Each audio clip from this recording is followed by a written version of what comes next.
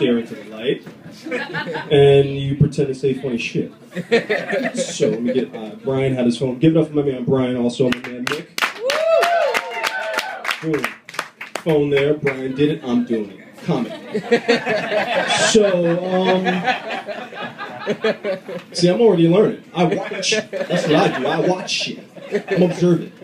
You got to be observant when you're a New Yorker. Like, you have to look at shit and understand your surroundings, right? So, when I get on the train, I typically don't want to like think that I'm a weird dude because I don't do weird shit all the time. But when I get on the train, the first thing I do when I get on the train, I scope out the train, see what I want to save if shit gets real in this train. That's what I do. Like if I get on a train and there's nobody, I get off and go to the next car. I don't want to be in this car anymore because there's no incentive for it. Like there's no hero's incentive. Like think about it. Like when we were younger and we were reading like fairy tale books and shit, like there was always an incentive for a hero, right? There was like you know Rapunzel or Cinderella, whoever. There was always like an interest, like man, I'm gonna save her ass because I just want her. So when I get on the train now, I look around, I peek.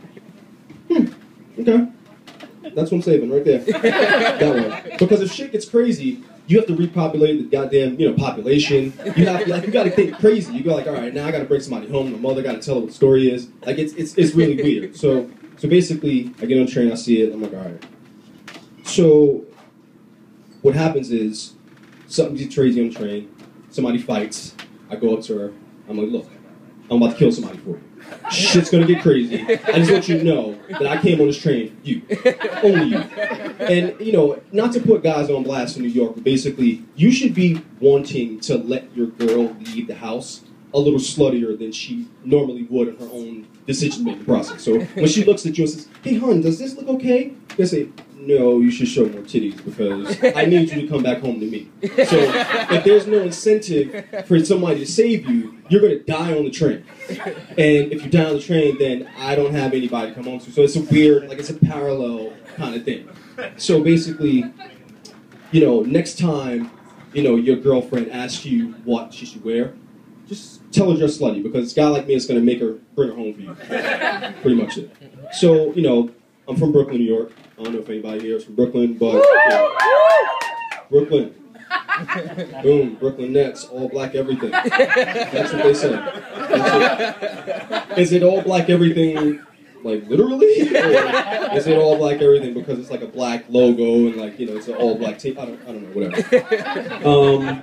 So I'm from Brooklyn, Coney Island specifically, 28th Street, big brown building, terraces, whatever. I don't know if you've been, but I'm from Brooklyn, and growing up in Brooklyn is very, very, it's unique. It's unique. So basically, when you grow up in Brooklyn, it's not like any other place. Like, you have a lot of alcoholics, a lot of crackheads, a lot of pit bulls. A lot of pit bulls in Brooklyn. I don't care what area of Brooklyn you're from. There's a lot of pit bulls in Brooklyn.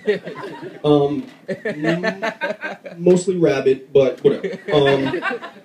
So I'm from Brooklyn, and when I was younger, I had a very, very, the experiences I went through when I was young in Brooklyn, it made me a tried and true New Yorker, right? So when I was young, I'd be outside playing, kids playing,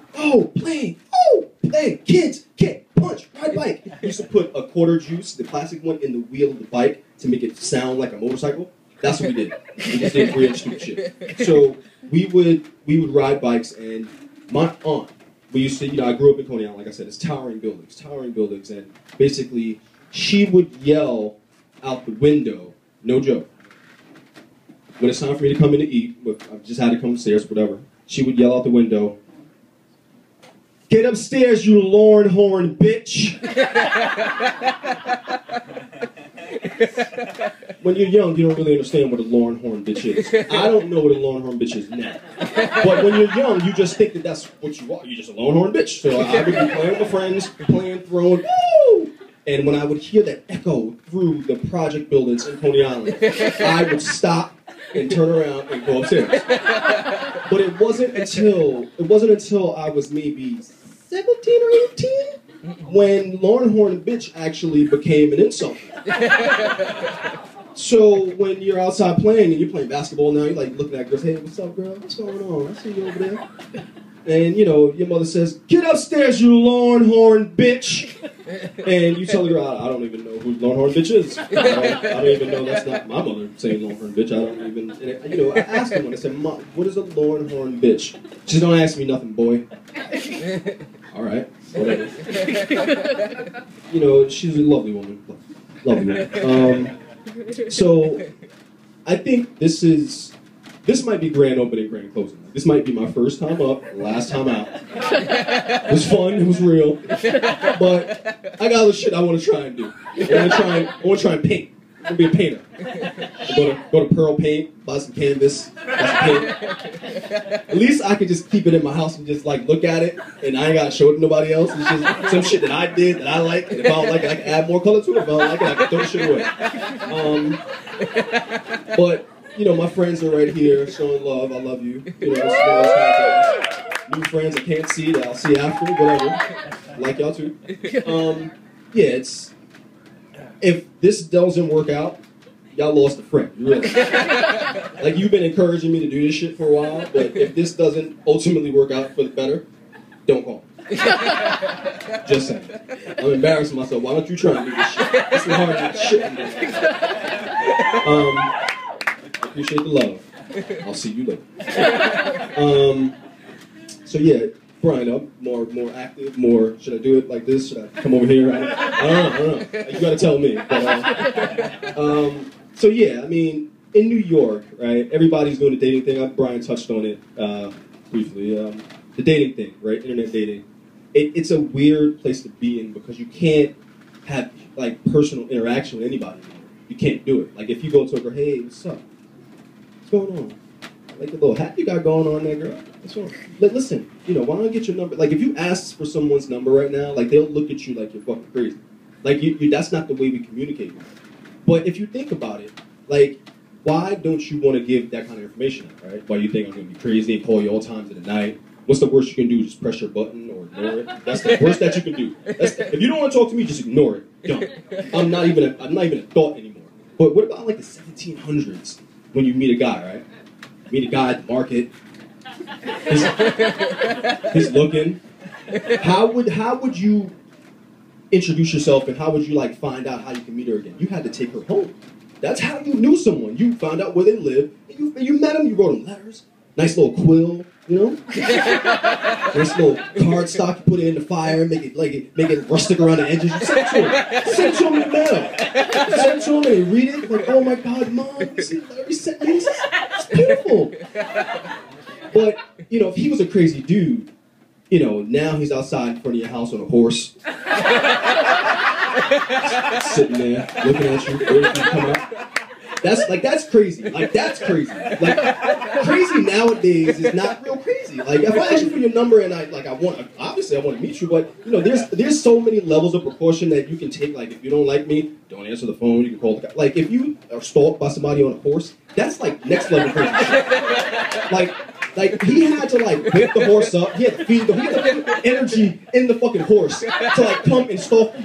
And then it's not like he's sitting in a car. Like, that horse has a brain. Like, if it doesn't want to follow you in your fucking stalking escapades, it's not going to work. It's really not going to work. So, you know, imagine, like, you don't want to talk to him anymore, and you're coming out, and, like, yo, I'm going to meet my girl. I'm going to hang out. And he's, like, trolloping real slow. Trolloping real slow. Up behind you, like, no, this bitch didn't. You riding real fast. You riding real fast, trying to catch up with her. Like, it's really that kind of thing.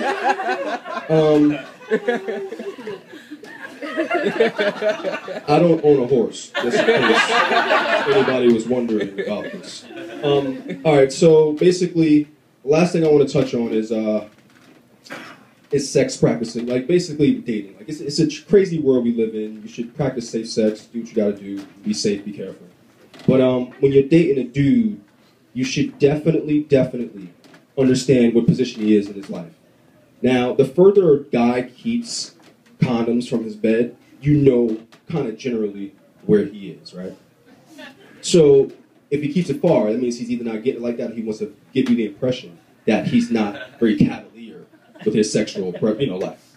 But if he keeps it next to the bed, under the pillow, underneath the mattress. Has a dispenser that he's just on it. Like if a guy has a condom dispenser, that's it. Get your shit and you go. But I don't own a condom dispenser either. No horse, condom dispenser. I'm good. Yeah, so just condom dispenser. If you go in his house and anything in his room is activated by Siri, like he says, Siri, sex time. And rose petals fall, honey shoots out of the wall. You know, you got music coming on. It's just one of those things where it's like, you know, it's this guy has sex a lot. I'm not special.